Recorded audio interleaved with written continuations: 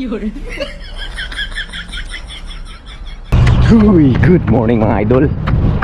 Kumusta? Wala tayong pasok ngayon dahil dineclare ng ating Pangulo. So chance natin makapagtakbo. Tara, takbo tayo mga idol. Kahit short distance lang, ang mahalaga papawisan tayo sa araw na to. Let's go!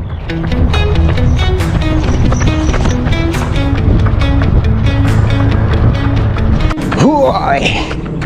1K! At uminit ang ating katawan.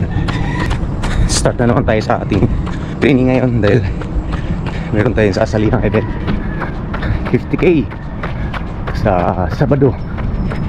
I think that was November 8 or 9. So tsaga-tsaga na naman tayo nito isang linggo. Let's go mga buddy. Let's go idol. 2K. Alright. Labas na ang araw mga idol. Yan. Mukhang masakit na init to ngayon. Ayos lang. Heat training tayo mga idol. Let's go.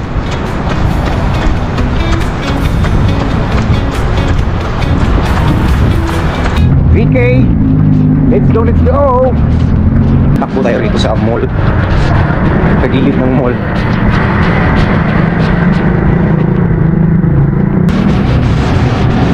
Hush puppies.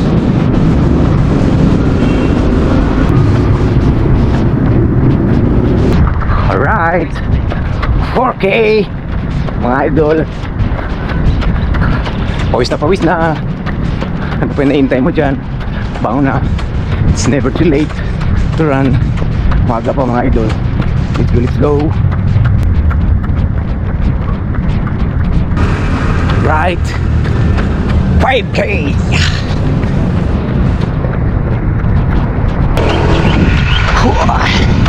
6K brother.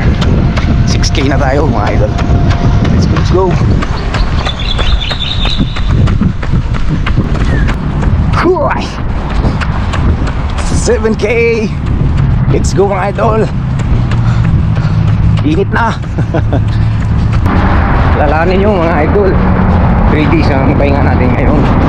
Sa mga hindi nag-overtime trabaho, kung wala naman activity, so meron tayong 3 days para maisingit natin ang running.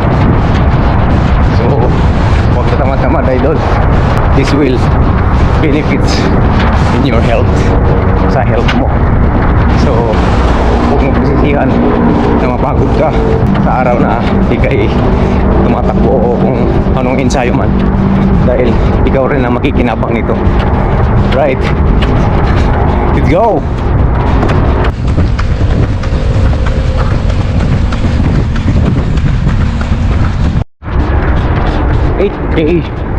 $8K na tayo mga idol. Push pa. Right, init. Let's go. 9K. Just one. So sa last kilometer natin, parurot na natin to. Let's go. Ahon tayo.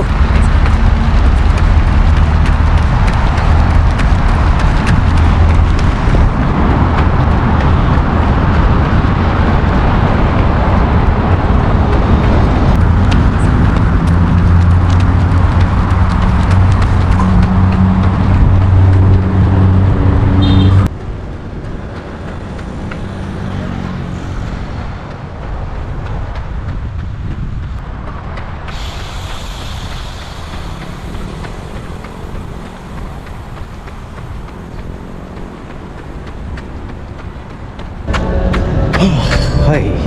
So dito nagtatapos ang ating 10 km running today mga idol.